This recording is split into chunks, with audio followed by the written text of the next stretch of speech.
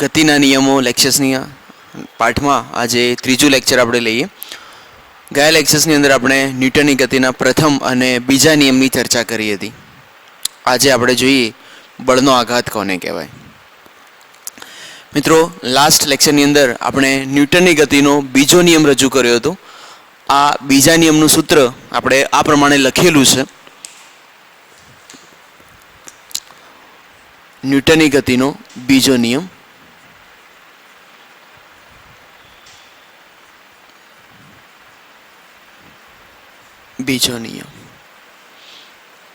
જેમાં બળનું મૂલ્ય શોધવા માટે આપણે આવું સમીકરણ આપેલું છે, F બરાબર delta P upon delta T. પદાર્થના વેગમાનમાં થતો ફેરફારનો સમય દર એ પદાર્થ પર લાગતા પરિણામી બાહ્ય બળ બરાબર હોય છે. હવે આ સમીકરણને આપણે આ રીતે રજૂ કરીએ કે છેદમાં ડેલ્ટા ટીને સામે એફના ગુણાકારમાં લઈ જવામાં આવે તો એફ ઇન્ટુ ડેલ્ટા ટી બરાબર આપણને સૂત્ર મળે છે ડેલ્ટા પી.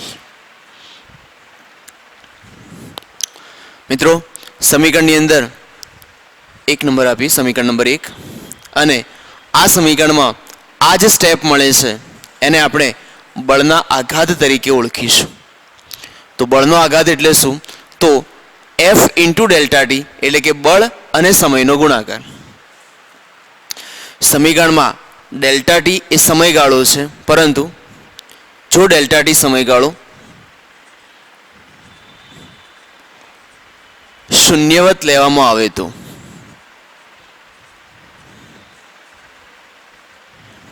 આવે તો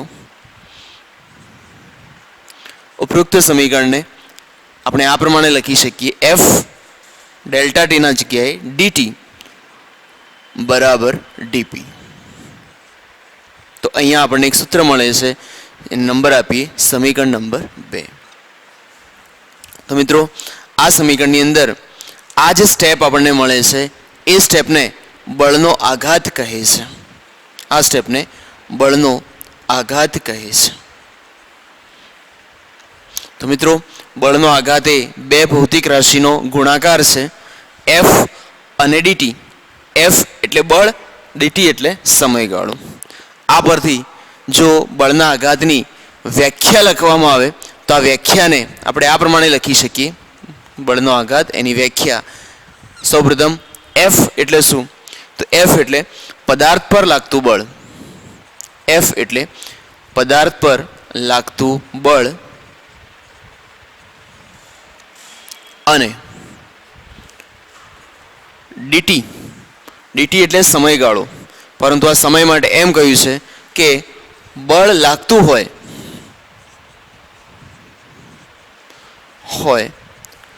તે દરમિયાનના સમયના ગુણાકારને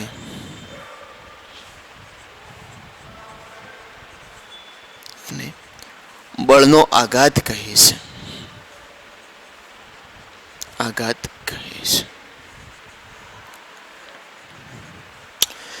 તો મિત્રો, અહીંયા આપણે બળના આઘાતની વ્યાખ્યા લખી. એફ એટલે પદાર્થ પર લાગતું બળ, ડીટી એટલે કે બળ લાગતું હોય તે દરમિયાનનો સમયગાળો. અહીંયા જે સમયની આપણે વાત કરી છે એ સમય બળ લાગતું હોય એ દરમિયાનનો સમય ગણતરીમાં આપણે લઈશું. દાખલા તરીકે, દડાને દિવાલ પર ફેંકવામાં આવે ત્યારે અલ્પ સમય માટે બળ લાગે છે. દડા દ્વારા દિવાલ પર લાગતું બળ કે દિવાલ દ્વારા દડા પર લાગતું બળ એ માત્ર ક્ષણિક સમય માટે લાગે છે. એ જે સમયગાળો છે એવો સમયગાળો આપણે અહીંયા લઈએ છીએ. આને આપણે બળનો આઘાત તરીકે ઓળખો છો. આ બળ માટે એક બીજો શબ્દ પણ યુઝ થાય છે કે આ જે બળ છે એ સૂક્ષ્મ સમય માટે લાગે છે, માટે આને આઘાતી બળ પણ કહે છે. તો આ જ વ્યાખ્યાને આ પ્રમાણે પણ લખી શકાય કે અલ્પ સમય માટે લાગતા બળને આઘાતી બળ કહે છે, બળ પણ કહે છે. મિત્રો, સૂત્ર પરથી કહી શકીએ કે આ જે સ્ટેપ છે એની અંદર ડાબી બાજુનો ભાગ એ બળનો આઘાત છે, જ્યારે જમણી બાજુનો ભાગ એ ડીપી છે, મતલબ કે વેગમાનમાં થતો ફેરફાર છે. તો આ સ્ટેપ પરથી એમ કહી શકાય કે બળનો આઘાત એ વેગમાનમાં થતા ફેરફાર બરાબર હોય છે. તો સમીકરણ નંબર 2 પરથી આપણે આવું કહી શકીએ કે બળનો આઘાત એ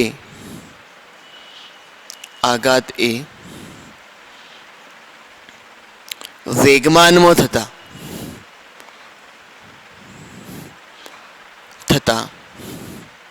ફેરફાર બરાબર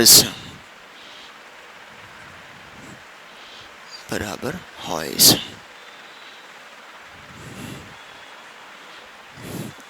ઓકે, તો સૂત્ર નંબર 2 પરથી આપણે આવું કંઈક કહી શકીએ. બળના આઘાત માટે વાત કરીએ તો એકમ પારિમાણિક સૂત્ર. તો સૌપ્રથમ જોઈએ બળના આઘાત માટે એકમ, બળના આઘાતનો એકમ.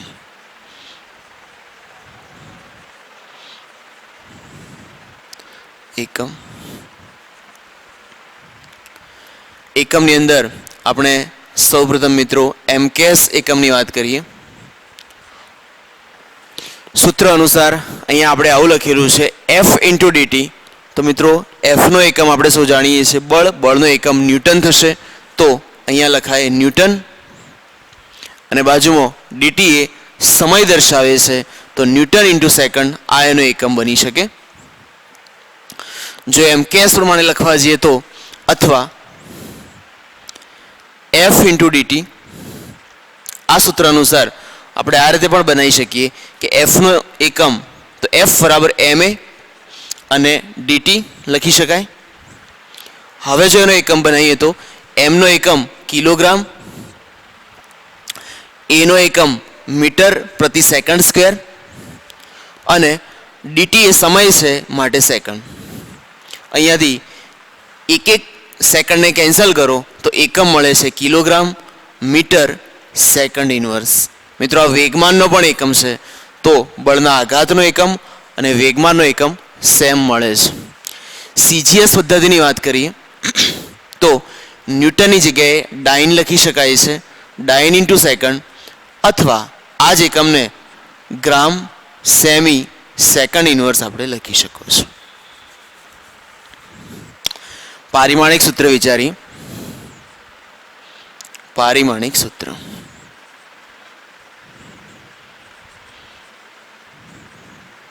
તો સૌપ્રથમ પારિમાણિક સૂત્ર લખવા માટે આપણે MLT લખીશું અને જે એમકેએસનો એકમ બનાવ્યો છે એના પરથી પારિમાણિક સૂત્ર લખી શકાય. કિલોગ્રામ એટલે કે m1, મીટર એટલે L1 અને સેકન્ડ -1 એટલે કે T-1. તો આ પ્રમાણે એનું પારિમાણિક સૂત્ર મળે છે. મિત્રો અહીંયા આપણે વાત કરી બળના આઘાતની વ્યાખ્યા, બળના આઘાતનું સૂત્ર, બળનો આઘાત એકમ અને પારિમાણિક સૂત્ર. બળનો આઘાત એ બળ પર આધારિત છે, માટે બળનો આઘાત એક સદિશ રાશિ કહેવાય છે. તો આપણે આ પ્રમાણે લખી શકીએ કે બળનો આઘાત એ સદિશ રાશિ છે.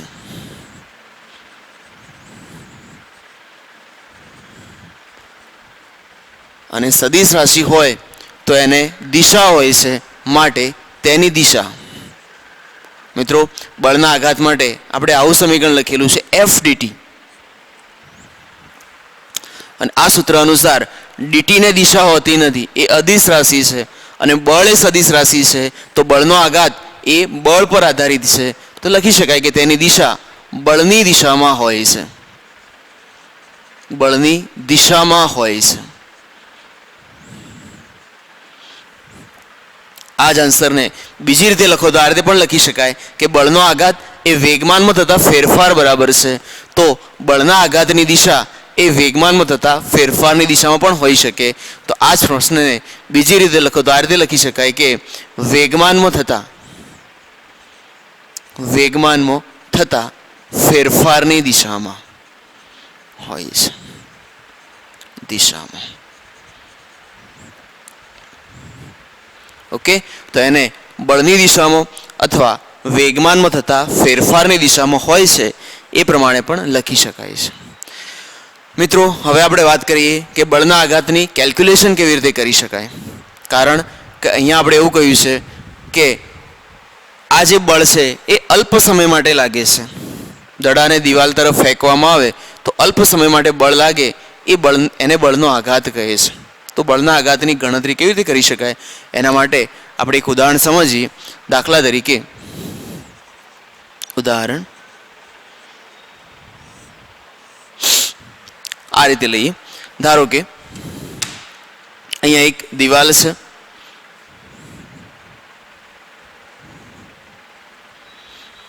અને આ દિવાલ તરફ ધારો કે એક દડાને ફેંકવામાં આવે છે. એક દડાને દિવાલ તરફ ફેંકવામાં આવે છે.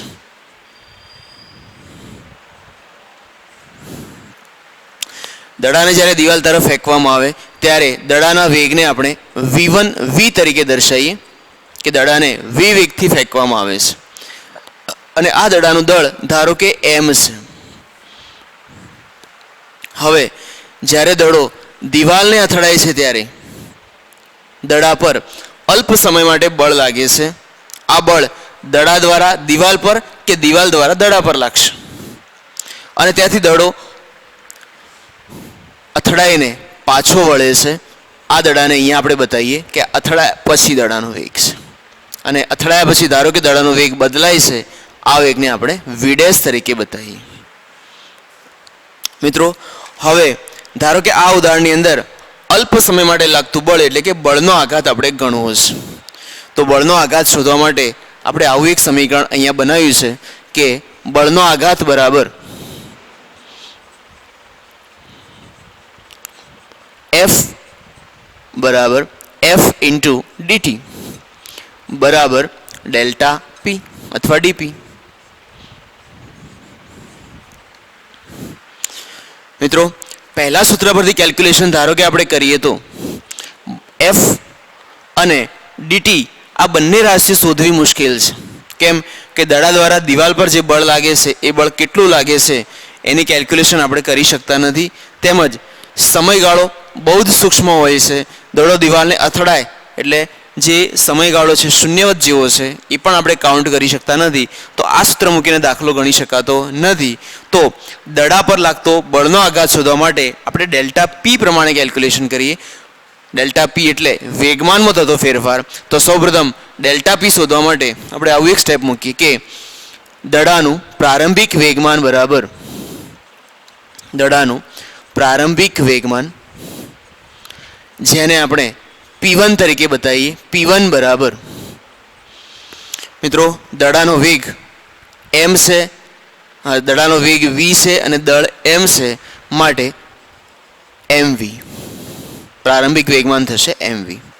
હવે દડાનું અંતિમ વેગમાન શોધીએ. દડાનું અંતિમ વેગમાન બરાબર એને આપણે P2 તરીકે દર્શાવીએ. P2 બરાબર દડાનું દળ અથડાવાથી બદલાશે નહીં પરંતુ વેગ બદલાય છે જેને આપણે લખીશું v'. અને હવે દડાના વેગમાનમાં થતો ફેરફાર બરાબર માટે દડાના વેગમાનમાં થતો ફેરફાર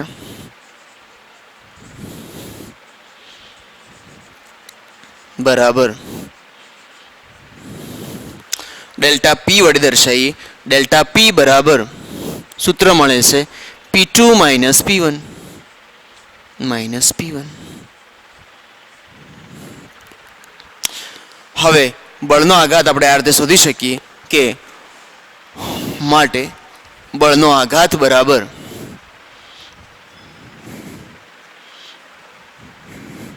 જેને આપણે F ઇન્ટુ ડેલ્ટા T વડે દર્શાવીએ. તો અહીંયા લખ્યું હતું ડેલ્ટા P અને ડેલ્ટા P બરાબર P2 માઇનસ P1 એટલે અહીંયા લખાય P2 માઇનસ P1. P2 અને P1 ની કિંમત મૂકીએ તો mv' માઇનસ mv અને ત્યારબાદ m ને કોમન કાઢીએ તો v' માઇનસ v. તો મિત્રો આ પ્રમાણે કોઈપણ સંઘાત પામતા પદાર્થ પર બળનો આઘાત શોધી શકાય છે.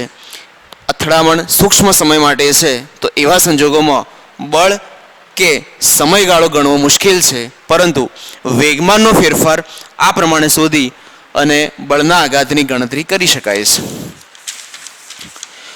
અન્ય ઉદાહરણની વાત કરીએ તો ઉદાહરણ નંબર 2.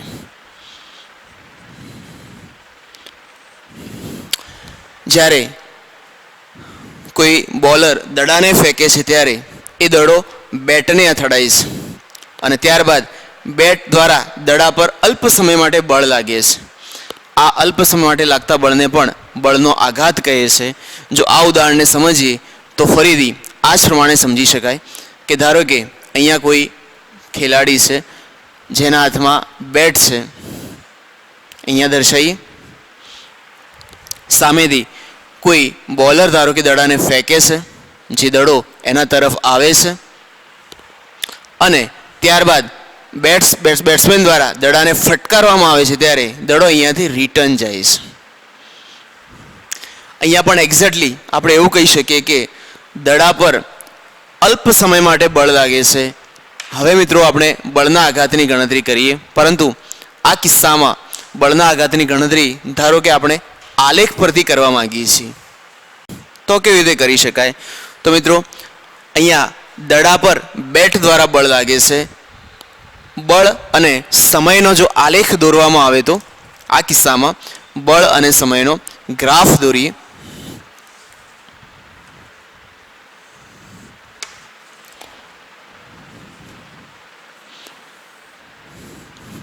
વાય અક્ષ પર આપણે અહીંયા બળ લઈએ છીએ અને આ અક્ષ પર ધારો કે સમય લેવામાં આવે છે ટી. હવે અહીંયા પણ અલ્પ સમય માટે બળ લાગે છે તો શરૂઆતમાં જ્યારે દડો બેટ સાથે અથડાયો ન હોય ત્યારે એના પર કોઈ જાતનું બળ લાગતું નથી, પરંતુ જ્યારે દડો બેટને અથડાય છે ત્યારે ક્ષણિક એની પર બળ લાગે છે. તો એવા સંજોગોમાં જો આલેખ દોરવામાં આવે તો એ આલેખ આપણે આ પ્રમાણે દોરી શકીએ છીએ. મિત્રો ફરીથી આલેખ શું દર્શાવે છે? તો જ્યારે દડો બેટ સાથે અથડાયો ન હોય એ દરમિયાન કોઈ બળ લાગતું નથી, તો એ દરમિયાન F બરાબર 0 મળે છે. જેવો દડો બેટને અથડાય છે ત્યારે એકાએક બળનું મૂલ્ય વધી જાય છે, માટે અહીંયા પહોંચ્યા. અને જ્યારે દડો બેટથી છૂટો પડે છે ત્યારે ફરીથી બળ શૂન્ય થઈ જાય છે, માટે એ આલેખમાં આપણે બળ શૂન્ય કર્યું છે. તો આ પ્રકારનો આલેખ દડો જ્યારે બેટ સાથે અથડાય છે ત્યારે બળ અને સમયનો મળે છે.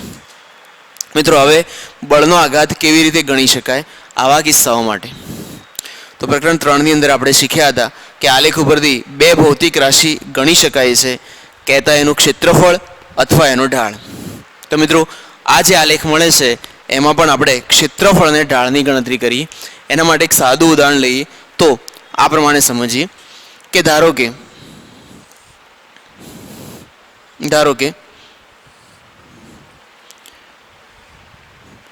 બળ અને સમયનો આલેખ આપણને કંઈક આવો મળે છે. હવે આ આલેખ ઉપરથી ક્ષેત્રફળ અને ઢાળની ગણતરી કરીએ. તો મિત્રો સૌપ્રથમ આપણે આલેખનું રેખાનું ક્ષેત્રફળ શોધીએ. આપણે ભણ્યા છો કે રેખા નીચે ઘેરાતો પ્રદેશ એ આપણને ક્ષેત્રફળ આપે છે. તો રેખા નીચે ઘેરાતો પ્રદેશ લેવામાં આવે તો અહીંયા એક ચોરસ મળે છે, માટે ક્ષેત્રફળ બરાબર ચોરસનું ક્ષેત્રફળ. અહીંયા ક્ષેત્રફળ શોધવામાં આવશે તો ચોરસનું ક્ષેત્રફળ થશે. ચોરસ પ્રમાણે લંબાઈ ગુણ્યા પહોળાઈ વિચારીએ તો આ જે બાજુ છે એ આપણને F દર્શાવે છે અને આ જે બાજુ છે એ આપણને સમય દર્શાવે છે, માટે ક્ષેત્રફળ બરાબર F × ડેલ્ટા ટી થાય છે. અને આપણે ભણ્યા કે F × ડેલ્ટા ટી એ બળનો આઘાત દર્શાવે છે. તો આના પરથી આપણે એક આવું અનુમાન મૂકી શકીએ કે બળ અને સમયના આલેખમાં રેખા નીચે ઘેરાતું ક્ષેત્રફળ એ બળનો આઘાત આપે છે. તો આને એકોર્ડિંગ આપણે આવું એક વિધાન લખી શકીએ કે F વિરુદ્ધ એફ વિરુદ્ધ ટીના આલેખમાં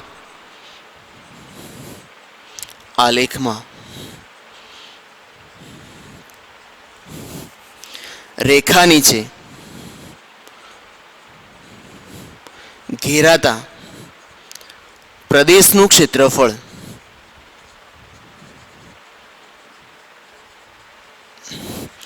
બળનો આઘાત આપે છે.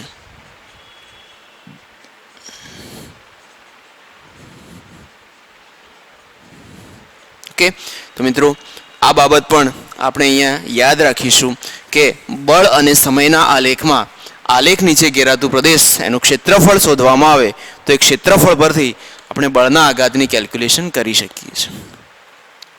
અન્ય એક ઉદાહરણની વાત કરીએ તો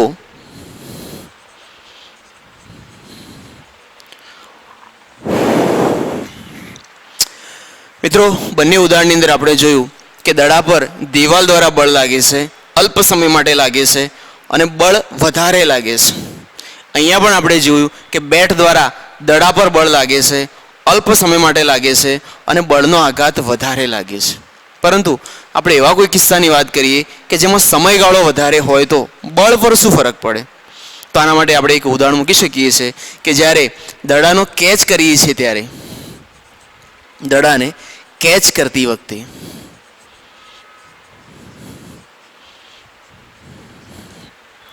મિત્રો આપણે શું જાણીએ છીએ કે જ્યારે દડાને આપણે કેચ કરીએ છીએ ત્યારે કેચ કર્યા બાદ હંમેશા આપણા હાથને પાછળની તરફ ખેંચીએ છીએ. સૌપ્રથમ આપણે નોંધ કરીએ કે કેચ કરતી વખતે આપણે હાથને પાછળ તરફ એટલે કે નીચે તરફ લઈ જઈએ છીએ.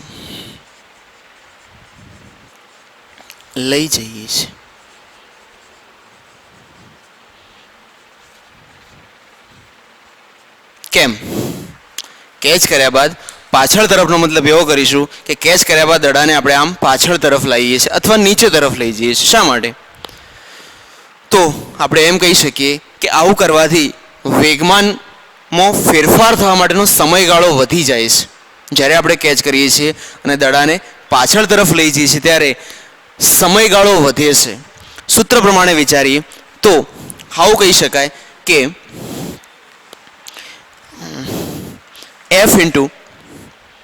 F બરાબર delta P upon delta T.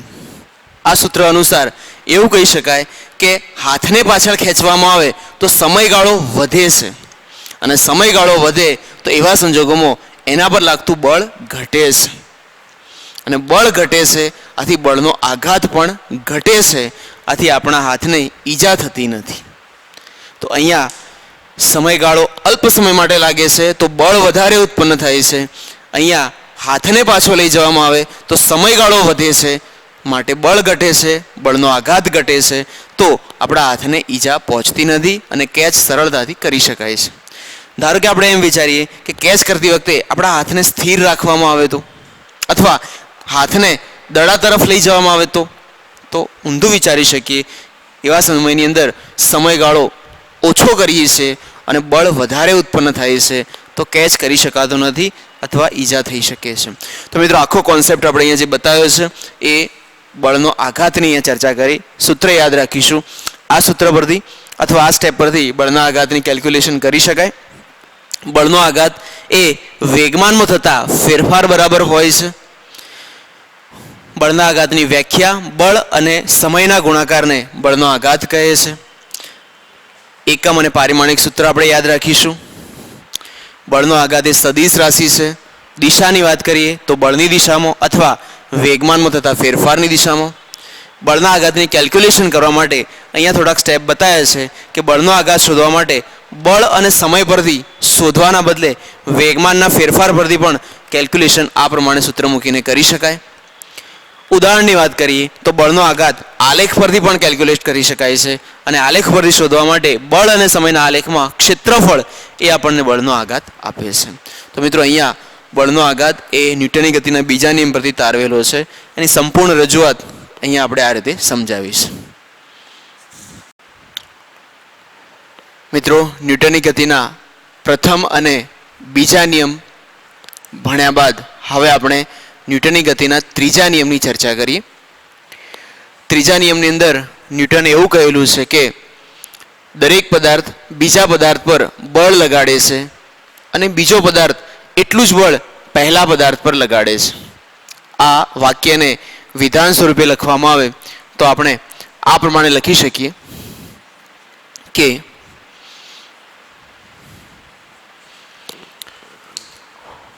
દરેક ક્રિયાબળને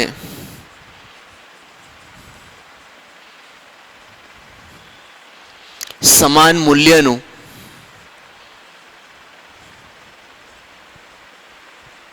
અને વિરુદ્ધ દિશામાં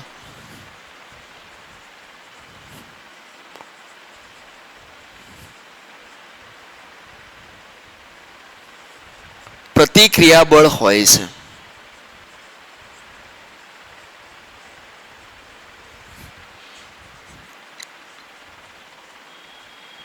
ઓકે, અહીંયા વિધાન આપણે આ રીતે બનાવ્યું છે કે દરેક ક્રિયાબળ હોય તો એ દરેક ક્રિયાબળને પ્રતિક્રિયાબળ હોય છે. અહીંયા બે શબ્દોનો અર્થ આપણે સમજીએ. ક્રિયાબળ એટલે શું, પ્રતિક્રિયાબળ એટલે શું. તો બે પદાર્થોની અથડામણની વાત કરીએ. ધારો કે આ પ્રમાણે બે પદાર્થો છે, વિશ્વના કોઈ પણ બે પદાર્થો લઈએ તો બંને પદાર્થો એકબીજા પર બળ લગાડે છે. આ પદાર્થ પેલા પદાર્થ પર બળ લગાડે છે. આ બળને આપણે ક્રિયાબળ તરીકે ઓળખીશું. તો બીજો પદાર્થ સમાન મૂલ્યનું એટલે કે એટલું જ વિરુદ્ધ દિશામાં બળ લગાડે છે, એને આપણે પ્રતિક્રિયાબળ તરીકે ઓળખીશું. બળ તરીકે ઓળખીએ છીએ. ક્રિયાબળને આઘાત પણ કહેવામાં આવે છે અને પ્રતિક્રિયાબળને પ્રત્યાઘાત પણ કહે છે. અને આ શબ્દો પરથી જો ન્યૂટનની ગતિનો ત્રીજો નિયમ ફરીથી લખવામાં આવે તો આ રીતે લખી શકાય કે એક બળને આઘાત કહેવાય, બીજા બળને પ્રત્યાઘાત કહેવાય. તો આઘાત અને પ્રત્યાઘાત અને પ્રત્યાઘાત સમાન મૂલ્યના અને વિરુદ્ધ દિશામાં હોય છે. અને વિરુદ્ધ દિશામાં હોય છે. ઓકે, તો ન્યૂટનની ગતિના વિધાનને બે રીતે રજૂ કરી શકાય. ક્રિયાબળ અને પ્રતિક્રિયાબળ પણ કહી શકાય, આઘાત અને પ્રત્યાઘાત પણ કહી શકાય. નિયમને સમજવા માટે કેટલાક એક્ઝામ્પલ ધારો કે આપણે જોઈએ તો દાખલા તરીકે સૌપ્રથમ વાત કરીએ સ્પ્રિંગનું એક ઉદાહરણ લઈએ. ધારો કે આપણા હાથમાં એક સ્પ્રિંગ છે અને એ સ્પ્રિંગને આપણે બંને હાથ વચ્ચે આ રીતે દબાઈ રાખીએ છીએ. તો બંને હાથ વડે આપણે સ્પ્રિંગ ઉપર બળ લગાડીએ છીએ. આ બળ અંદરની તરફ લાગે છે, પરંતુ થોડી વાર પછી આપણે જોઈએ છીએ કે આપણો હાથ પણ દુખવા લાગે છે. એનો અર્થ એવો થયો કે સ્પ્રિંગ દ્વારા આપણા હાથ ઉપર વિરુદ્ધ દિશાનું બળ લાગતું હોય છે. તો હાથ દ્વારા સ્પ્રિંગ પર લાગતું બળ અને સ્પ્રિંગ દ્વારા હાથ પર લાગતું બળ સમાન મૂલ્યના અને વિરુદ્ધ દિશાના હોય છે. હોડીનું ઉદાહરણ મૂકી શકીએ. ધારો કે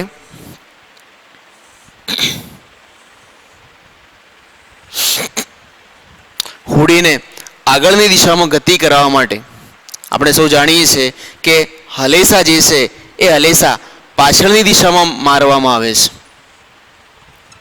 આ હલેસાઓને આપણે પાછળની દિશામાં ધકેલીએ છીએ. તો અહીંયા આપણે શું કરીએ છીએ કે હલેસા દ્વારા પાણીને પાછળની તરફ ધકેલી અને પાણી પર બળ લગાડીએ છીએ. તો પાણી જે છે એ હોડીને આગળની તરફ લઈ જાય છે.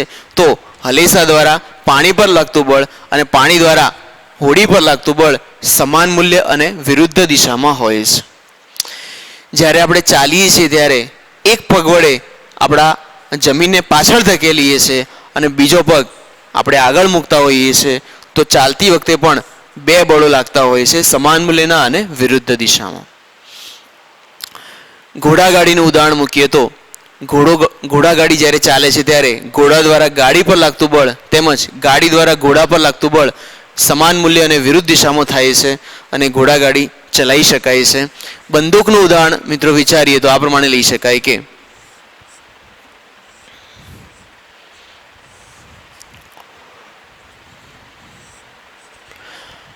ધારો કે બંદૂકમાંથી જ્યારે ગોળી છૂટે છે ત્યારે આપણે સૌ જાણીએ છીએ કે ગોળી હંમેશા આગળની દિશામાં જાય છે અને આપણે સૌ અનુભવીએ છીએ કે બંદૂક એવા સંજોગોમાં પાછળની તરફ ધકેલાય છે. તો અહીંયા બળો કેવી રીતે લાગે છે તો ગોળી પર બંદૂક દ્વારા બળ લાગે છે જે આગળની તરફ લાગશે અને ગોળી બંદૂક પર પાછળની દિશામાં બળ લગાડે છે. અહીંયા પણ બે બળો લાગે છે જેને આઘાત અને પ્રત્યાઘાત કહે છે, સમાન મૂલ્ય અને વિરુદ્ધ દિશામાં. મિત્રો રોકેટની વાત કરીએ તો જ્યારે રોકેટ છોડવામાં આવે છે ત્યારે પણ શું થાય છે? ન્યૂટનની ગતિના ત્રીજા નિયમનું પાલન થાય છે. રોકેટની અંદર જ્યારે બળતણનું દહન થાય છે ત્યારે ઉત્પન્ન થયેલો બધો જ ગેસ જમીન ઉપર અથડાય છે. જમીન ઉપર આ પ્રમાણે અથડાય છે જેને આપણે આઘાત કહીએ અને જમીન દ્વારા રોકેટ ઉપર એટલો જ પ્રત્યાઘાત લાગે છે અને રોકેટ હવાની અંદર જઈ શકે છે. તો આ કેટલાક ઉદાહરણોની વાત કરી. આ એક્ઝામ્પલ પરથી મિત્રો આપણે આવું એક તારણ કાઢી શકીએ કે બળો હંમેશા ડબલ એટલે કે જોડમાં ઉત્પન્ન થાય છે. એક બળની સાથે બીજું બળ હંમેશા જોડાયેલું જ હોય છે.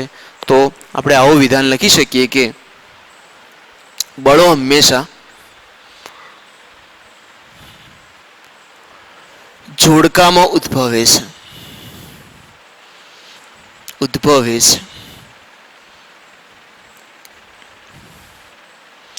કોઈ બળ એકલું હોતું નથી.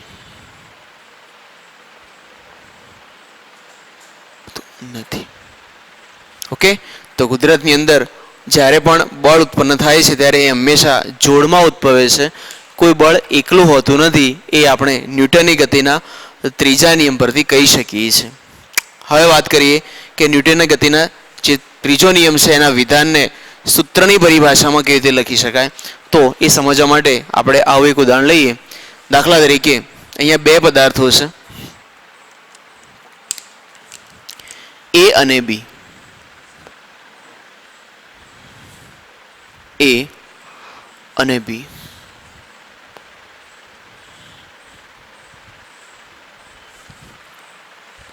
આ બંને પદાર્થો એકબીજા પર બળ લગાડે છે ન્યૂટનના ગતિના ત્રીજા નિયમ પ્રમાણે. તો સૌપ્રથમ A દ્વારા B પર બળ લાગે છે.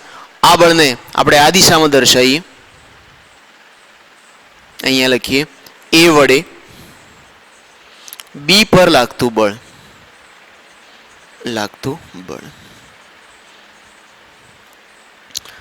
આ બળને સંકેતની ભાષામાં લખીએ તો આ રીતે લખી શકાય કે બળ છે તો એને F વડે દર્શાવીએ. A વડે લાગે છે તો A લખીએ અને B પર લાગે છે તો આને આપણે FAB તરીકે દર્શાવીએ. માટે અહીંયા લખીશું FAB. A દ્વારા B પર લાગતું બળ જેને આપણે આઘાત તરીકે પણ ઓળખીશું. ઊંધું વિચારો. હવે A દ્વારા B પર જેટલું બળ લાગે એટલું જ બળ B દ્વારા A પર લાગે છે સમાન મૂલ્ય અને વિરુદ્ધ દિશા પ્રમાણે. તો અહીંયા મળશે. માટે લખીએ B વડે A પર લાગતું બળ. આ બળને આપણે દર્શાવીએ F. B વડે લાગે છે તો B અને A પર લાગે છે માટે FB. તો અહીંયા બે બળોની વાત કરી. A દ્વારા B પર લાગતું બળ, B દ્વારા A પર લાગતું બળ. અને હવે ન્યૂટનના ગતિના ત્રીજા નિયમને રજૂ કરીએ કે આ બંને બળો કેવા હોય છે તો સમાન મૂલ્યના બળોને દર્શાવવા માટે આપણે આ રીતે લખીશું FAB બરાબર FBA. પ્રકરણ 4 ની અંદર મિત્રો આપણે ભણ્યા હતા કે જ્યારે મૂલ્ય રજૂ કરવામાં આવે તો એવા સંજોગોમાં તીર લખવામાં આવતું નથી. તો આ સ્ટેપ આપણને આવું દર્શાવે છે કે બંને બળો સમાન મૂલ્ય ધરાવે છે. પરંતુ હવે આ બંને બળો વિરુદ્ધ દિશાના બળો પણ છે. જો એ વિરુદ્ધ દિશાના બળો હોય તો પછી FAB બરાબર FBA. અહીંયા આપણે એની વિરુદ્ધ દિશા દર્શાવવી છે અને વિરુદ્ધ દિશા દર્શાવવા માટે સદિશ કરવામાં આવે છે અને વિરુદ્ધ દિશા હોવાથી બેમાંથી કોઈ પણ એક બળને માઇનસ કરીશું. તો મિત્રો આ પ્રમાણે ન્યૂટનની ગતિના ત્રીજા નિયમને સાંકેતિક ભાષામાં લખી શકાય, સમાન મૂલ્યના અને વિરુદ્ધ દિશાના. તો અહીંયા ન્યૂટને પોતાની ગતિનો ત્રીજો નિયમ રજૂ કર્યો. બંને બળો સમાન મૂલ્ય અને વિરુદ્ધ દિશાના હોય છે. મિત્રો ગતિના 3 નિયમો ભણ્યા બાદ હવે આ ટોપિક સાથે રિલેટેડ સ્વાધ્યાય અને ઉદાહરણમાં આપેલા દાખલાઓની ચર્ચા કરી. તો આજે આપણે ઉદાહરણ નંબર 5.1 જોઈએ, જેની રકમ આપણને આ પ્રમાણે આપેલી છે કે 100 મીટર પ્રતિ સેકન્ડના અચળ પ્રવેગથી બાહ્ય અવકાશમાં ગતિ કરતું નાનું અવકાશયાન. તો એક અવકાશયાન છે જે 100 મીટર પ્રતિ સેકન્ડના અચળ પ્રવેગથી અવકાશમાં ગતિ કરે છે. આ પ્રમાણે દર્શાવીએ. ધારો કે એક અવકાશયાન છે અને એ અવકાશયાન 100 મીટર પ્રતિ સેકન્ડના વેગથી બાહ્ય અવકાશમાં ગતિ કરે છે. એનો પ્રવેગ આપેલો છે આપણને a બરાબર 100 મીટર પ્રતિ સેકન્ડ સ્ક્વેર. અવકાશયાત્રી અવકાશયાનમાંથી છૂટો પડે છે.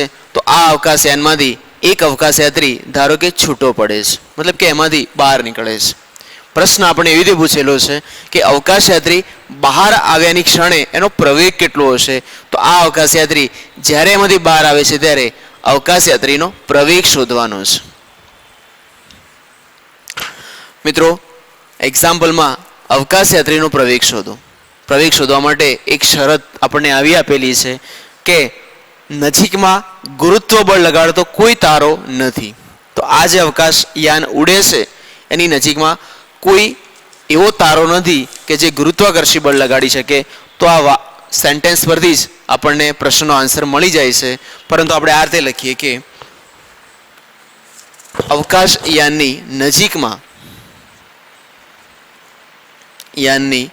નજીકમાં કોઈ તારો નથી. હવે મિત્રો અવકાશયાનની નજીકમાં ધારો કે કોઈ તારો ન હોય તો અવકાશયાત્રી પર કોઈ જાતનું ગુરુત્વાકર્ષી બળ લાગતું નથી. આપણે સૌ ભણીએ છીએ કે પૃથ્વીનું ગુરુત્વાકર્ષી બળ છે, પરંતુ પૃથ્વીના નજીકના વિસ્તારમાં પ્રબળ છે. અમુક દૂરના એરિયામાં જઈએ તો ગુરુત્વાકર્ષી બળ લાગતું હોતું નથી. તો પૃથ્વીથી બહુ દૂરના અંતરે ગુરુત્વાકર્ષી બળ લાગતું નથી. તો અવકાશયાનની નજીકમાં કોઈ તારો ન હોય તો ગુરુત્વાકર્ષી બળ એ તારાના કારણે લાગતું નથી. તો આપણે લખી શકીએ કે અવકાશયાનની નજીકમાં કોઈ તારો નથી. આથી અવકાશયાત્રી પર કોઈ ગુરુત્વ બળ લાગતું નથી.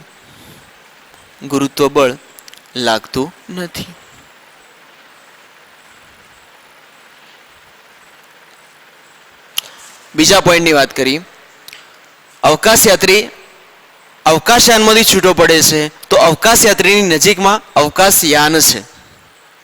તો આ અવકાશયાત્રી પર અવકાશયાનના કારણે બળ લાગી શકે છે, પરંતુ અહીંયા અવકાશયાન નાનું અવકાશયાન એવી વાત કરેલી છે. તો અવકાશયાત્રી પર અવકાશયાનના કારણે લાગતું બળ પણ અવગણ્ય છે, એટલે કે અવગણી શકાય એવું નાનું છે. તો લખી શકીએ કે અવકાશયાન દ્વારા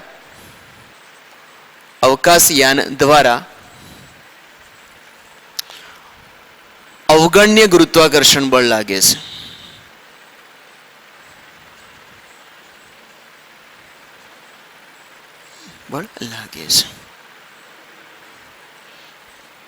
મિત્રો ગુરુત્વાકર્ષી બળ એ સૌથી નબળું બળ છે, આથી એ પણ સૌથી અવગણી શકાય એવું બળ લાગે છે. તો કહી શકીએ કે માટે અવકાશયાત્રી પર